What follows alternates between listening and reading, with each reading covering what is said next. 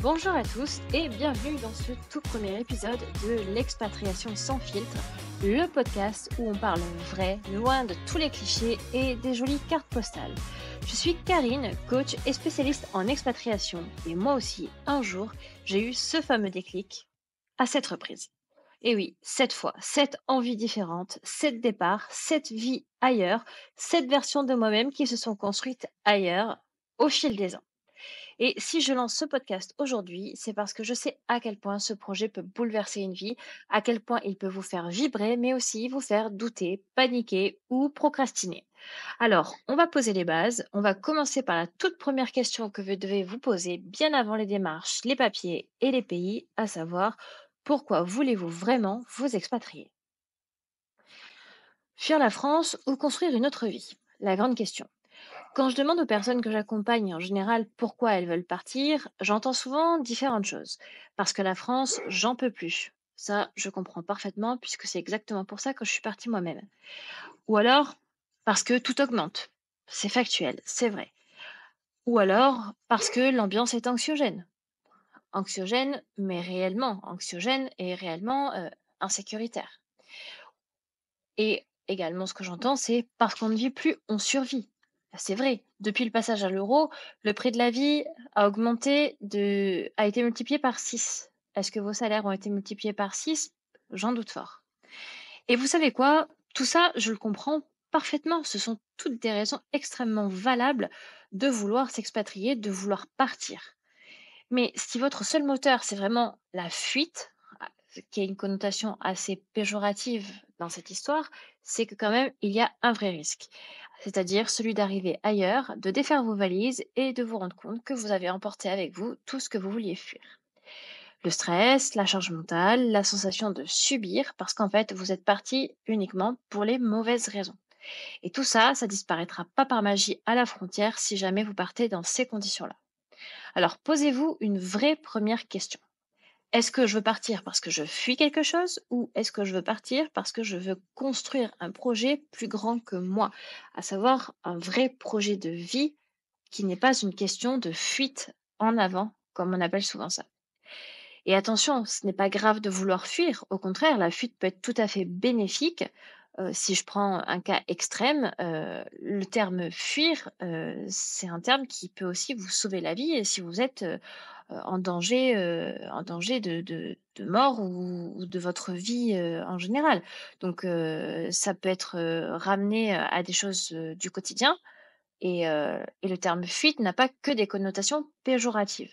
Mais il faut faire juste très attention et se dire: «Je fuis parce que, la météo, ne me convient plus et qu'en allant dans un pays où il fait soleil tout le temps, c'est sûr, ça ira mieux. J'aurai mon taux, de vitamine D et mon moral ira beaucoup mieux. J'aurai plus besoin, je sais pas, d'antidépresseurs, ou de me faire des injections de vitamine D, régulières, pour que mon moral aille mieux. Ça peut être, vrai, bien évidemment. Je vous confirme que moi, le soleil, ça a un gros impact, sur mon bien-être, moral. Ça joue énormément. On est très nombreux à souffrir de carences en vitamine D et à être, impactés facilement par, le manque de soleil. Et les pays scandinaves en sont l'exemple parfait puisqu'ils distribuent même, hem, des de la vitamine D, en fait, aux citoyens, de leur pays, surtout dans les mois hivernaux où il fait, nuit très tôt et que voilà, ils sont en carence, de vitamine D par manque de soleil. C'est d'ailleurs, parmi les pays qui ont le plus haut taux de dépression, en Europe. Donc, ça peut être une raison absolument, réelle et factuelle de vouloir partir. Par contre, se dire que parce que vous vivrez au soleil, tous vos problèmes seront réglés, je pense que c'est une erreur monumentale, et que c'est absolument pas ça qu'il faut penser parce qu'il n'y a absolument pas que la météo à prendre en compte. Donc ce que je disais, attention, donc ce n'est pas grave de vouloir fuir, mais ça ne peut pas être la seule raison pour laquelle vous voulez fuir ou partir.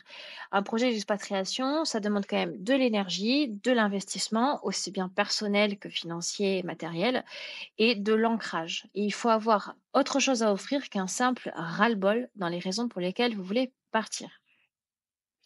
Donc il faut vraiment réfléchir aux vraies raisons et aux vraies valeurs qui font que vous en avez ras-le-bol et que vous voulez absolument vous expatrier. Donc maintenant, on va aller chercher un petit peu plus ce qui vous anime réellement en profondeur. Parce que derrière chaque envie d'un ailleurs, d'un meilleur ailleurs, je dirais même, il y a un désir de vie différent. Bien évidemment, quand on veut s'expatrier ou même simplement déménager, c'est parce qu'on veut changer de vie. Ça peut être juste changer de job, mais ça peut être changer de vie de manière plus complète. Peut-être que vous avez envie de plus de liberté, de plus d'espace, de plus de nature. Dans ce cas-là, vous irez peut-être choisir un pays où la nature est assez omniprésente. Vous voulez peut-être une société moins stressante, plus fluide. Dieu sait si chez nous, c'est particulièrement oui, stressant et anxiogène, comme on l'a dit un petit peu avant. Vous voulez peut-être du soleil, de la lenteur, du temps pour vous, donc un rythme de vie un petit peu plus latin ou un peu plus sudiste, par exemple. Vous voulez peut-être une nouvelle énergie professionnelle, donc là, c'est peut-être un besoin de nouveaux challenges professionnels, mais vous voulez peut-être changer de type d'entreprise ou de modèle professionnel, passer du salariat à l'entrepreneuriat ou à un statut freelance, et changer de pays serait peut-être plus bénéfique, en fonction de votre projet professionnel. Et vous pouvez aussi, vouloir faire des rencontres différentes, fréquenter des gens complètement différents de ceux que vous avez l'habitude de fréquenter dans votre pays actuel, qui parlent une langue étrangère, surtout si vous en maîtrisez une autre et que vous avez envie de pouvoir la pratiquer. Et vous avez peut-être aussi envie, de découvrir une ou plusieurs autres cultures, et de vous immerger complètement, là-dedans. En fait, vous avez peut-être simplement envie d'un vrai renouveau. Donc à ce moment-là du podcast, je vous invite fortement à fermer les yeux quelques secondes et on va passer en mode imaginons. Imaginons que vous êtes dans ce pays où vous rêvez de vivre. Il est midi. Où est-ce que vous êtes exactement et que faites-vous précisément? Comment est votre rythme de vie? Qu'est-ce qui se passe autour de vous? Qui y a-t-il autour de vous? En gros, qu'est-ce que vous imaginez comme vie dans votre pays d'expatriation rêvé? Ce que vous ressentez là, toutes les émotions que génère ce que je viens de vous demander, c'est le pourquoi vous voulez vous expatrier. Ce n'est pas le pays en lui-même qui fera la différence, c'est l'état d'être que vous recherchez. Vous ne voulez pas particulièrement un visa, un job, un environnement de vie.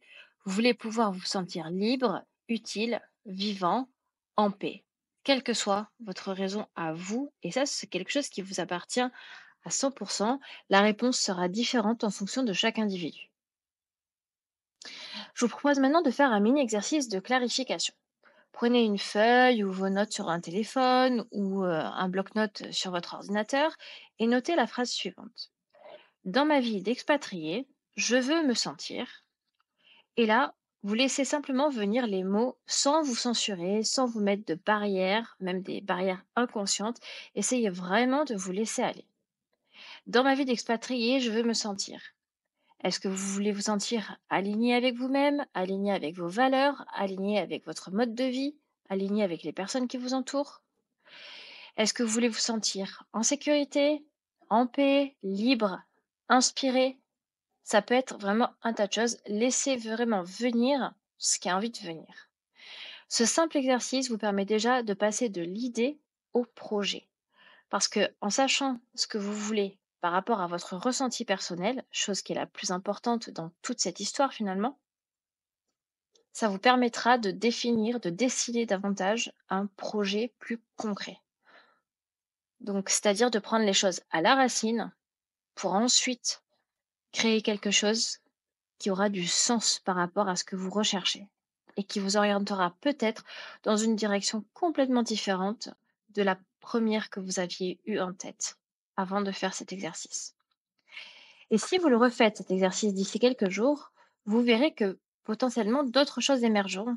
Ça va dépendre de votre mood du jour, ça va dépendre du moment que vous vivez, ça va dépendre de l'heure à laquelle vous faites l'exercice en question, ça va dépendre de la journée que vous avez passée. Toujours est-il que ce qui est important, c'est de voir ce qui revient le plus en fait.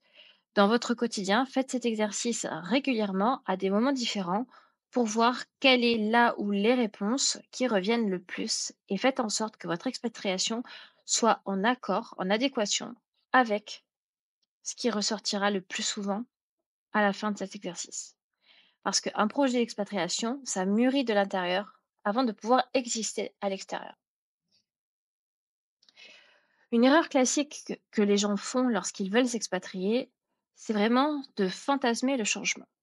Il y a toujours, mais alors toujours, c'est une vérité absolue, un énorme décalage, un fossé immense entre le rêve et la réalité. Je vais être tout à fait honnête avec vous, il y a vraiment trop de discours idéalisés sur l'expatriation. Parce que bien souvent, on s'imagine qu'une expatriation, ce sera exactement la même chose que d'être allé en vacances dans un pays. On est tous partis en vacances à un moment donné dans un pays qui nous a beaucoup plu et on s'imagine que on se voit parfaitement y vivre sur du long terme. Eh ben, spoiler alerte, vivre et partir en vacances dans un pays, ça n'a absolument rien à voir. Je pourrais développer ce point plus tard dans d'autres podcasts. Je vous parlerai davantage de mes expériences personnelles. Mais sachez que voilà, la version vacances et la version vie quotidienne n'ont absolument rien à voir. Et le problème là-dedans aussi, c'est que euh, dans ces discours idéalisés sur l'expatriation ou sur bien d'autres sujets, c'est que les réseaux sociaux et les vidéos Ma vie au soleil, les influenceurs nomades, tout ça en fait, ça vous vend vraiment du rêve. Et c'est ce qu'on disait au début, il y a eu une période Facebook où les gens ne postaient que, leur vie de rêve, où tout le monde, était heureux et ça a fait plonger des gens dans des dépressions monumentales parce que eux avaient des vies, bah, qui étaient pas forcément aussi heureuses que ce qu'ils voyaient sur Facebook et ils se disaient: «Ben, en fait, ces gens-là sont tellement heureux et moi je suis tellement misérable» et ça n'a fait qu'augmenter chez eux un sentiment de dépression assez massif. Mais les gens qui postaient sur les réseaux, et c'est toujours le cas aujourd'hui, en fait, on ne voit que les bons moments qu'ils postent. Personne ne va jamais vous dire, quand j'ai posté cette photo, en fait, j'étais au fond du trou, même si sur la photo, j'ai l'air, de vivre, ma meilleure vie. Donc en fait, les réseaux sociaux, il faut s'en méfier parce qu'on ne voit que les bons côtés. On ne voit pas les coulisses, on ne voit pas ce que vivent les gens réellement derrière. Donc même si on passe des super vacances, il y aura ou même qu'on a une super vie, il y aura forcément, des moments, derrière, la caméra une fois que, tout est éteint où, ça va pas du tout. Et parfois, on est obligé de faire bonne figure parce que, on a du contenu à entretenir et des posts, à faire régulièrement pour faire marcher l'algorithme, pour continuer à fournir, du contenu à notre communauté. Et on doit se forcer à sourire et à faire comme si tout allait bien, alors que au fond, on est complètement, destroy, on est dans une sale période, on est dans une sale, phase et ça, personne ne le voit. Donc méfiez-vous vraiment des réseaux sociaux, de tout ce que vous pouvez voir de merveilleux. Je ne dis pas que tout est faux, je dis simplement que ce sont des instants que les gens partagent et que ça ne constitue pas l'entièreté de leur vie. C'est pas parce que quelqu'un vous partage ces 2 semaines, merveilleuses de vacances, au soleil que, le reste de sa vie est une vraie merveille. Ça ne veut pas non plus dire que c'est pas parce que ces 2 semaines de vacances, je ne sais pas, en Tunisie étaient merveilleuses que la Tunisie, c'est le pays parfait pour s'expatrier. Donc il faut vraiment faire la différence entre tous ces différents aspects dont je suis en train de vous parler. On a vite fait de croire en fait que partir va tout régler et notamment quand on voit tout ce qui toutes les belles choses en fait, auxquelles on a accès sur les réseaux. Mais bon, l'expatriation, c'est loin d'être une solution magique, c'est quelque chose qui se prépare pour que ça se passe bien et pour que ça vous rende heureux puisque c'est quand même le but de la manœuvre, s'expatrier pour être heureux. Eh bien, vous allez devoir quand même faire plusieurs choses. Apprendre premièrement à vous adapter parce que ça va être un grand changement de vie et même si vous allez être plein d'énergie au début, ça peut être très fatigant et très épuisant au bout d'un moment. Donc ça demande quand même une certaine énergie et une préparation mentale et émotionnelle. Va falloir également apprendre à vous confronter à l'inconnu. Alors oui, on sait qu'on va dans l'inconnu, même si on va dans un pays dans lequel on est déjà parti en vacances et que l'on connaît, au moins du point de vue, touristique. On a déjà pris un petit peu la température des lieux, mais malgré tout, vous allez vivre votre quotidien dans un pays, où vous ne connaissez pas la vie quotidienne. Vous connaissez que la vie en tant que touriste. Donc, j'ai envie de dire, vous ne connaissez que les bons côtés. Mais même si l'herbe peut parfaitement être plus verte ailleurs. Il y a forcément des côtés, moins plaisants. Il y a forcément des difficultés auxquelles vous ne penserez pas et que vous ne découvrirez qu'une fois sur place et c'est comme ça fait partie de la vie, ça fait partie du projet d'expatriation. Et donc il faudra vous préparer à, être confronté à de l'inconnu, quel qu'il soit. Il faudra également accepter qu'il y ait de l'instabilité au début. Je ne dis pas que ce sera systématiquement le cas, mais vous préparer à la possibilité qu'il y ait de l'instabilité, quelle qu'elle soit, que ce soit émotionnelle, que ce soit matérielle, que ce soit relationnel, au niveau de l'intégration, ça peut être plein de choses. Et vous devrez également parfois faire face à la solitude, que vous partiez seul, en famille ou en couple, ou peu importe le schéma dans lequel vous partez. Sachez que par moment, vous allez vous sentir seul, surtout si vous partez, dans un pays dont la culture est assez éloignée de la vôtre. Vous allez sentir que vous n'avez pas les codes, que les gens ne vous comprennent pas, que vous ne comprenez pas non plus les autres personnes et ça crée des moments de solitude. Voilà, il faut un temps d'adaptation, il y a souvent des moments un petit peu difficiles au début où on se dit: «Mais qu'est-ce que je fais là? Pourquoi j'ai choisi cet endroit-là? Pourquoi j'ai fait ça?» On a tendance à vite oublier dans ces moments-là pourquoi on est parti.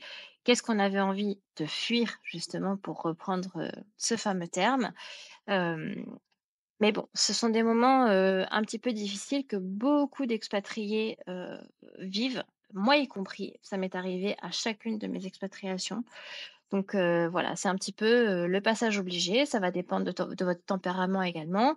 Il y en a qui le vivront mieux que d'autres. Je sais que mon conjoint, lui, c'est quelqu'un, qui est plutôt, stable et qui vit pas trop, ce genre de période difficile, qui a pas, ce même, tempérament.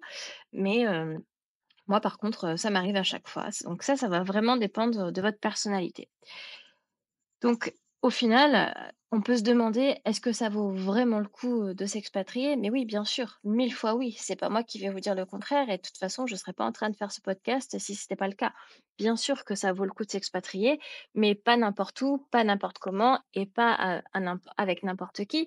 Il faut vraiment être prêt à vivre l'expérience en elle-même pleinement et pas juste à consommer un espèce de décor de rêve que, vous avez vu sur les réseaux ou que vous avez, vu quand vous étiez en vacances dans le pays dans lequel vous êtes expatrié. Il faut vraiment vous préparer à vivre une expérience, à laquelle vous vous attendez pas forcément, qui se passera pas forcément comme prévu et qui se passera pas forcément aussi bien à chaque instant que ce que vous aimeriez. Alors, vous, à l'heure où vous écoutez ce podcast, où est-ce que vous en êtes réellement? À quel moment de votre projet d'expatriation vous vous trouvez?